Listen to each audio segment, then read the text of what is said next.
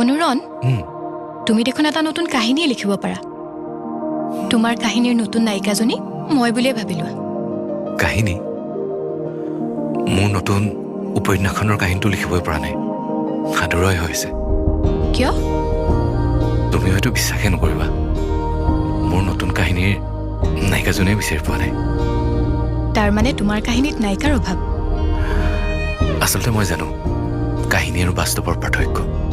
কাহিনীটো বহুত কিবা কিবি লিখি দিব পাৰে কিন্তু বাস্তৱ চিৰসত্য লুকাই থকা দুখৰ এটা অধ্যায় মই যদি তোমাৰ কাহিনীৰ নায়িকা হওঁ তোমাৰ কাহিনীটো সম্পূৰ্ণ হ'বনে মোৰ বাবে তুমি অকল কাহিনী হ'বানে আতি আতি বান্ধি থোৱা ভাল লগা এটি অনুভৱ হিয়াৰে কোঠালি সাঁচি ৰখা মধুৰ সময় কাজল সনা চকুতে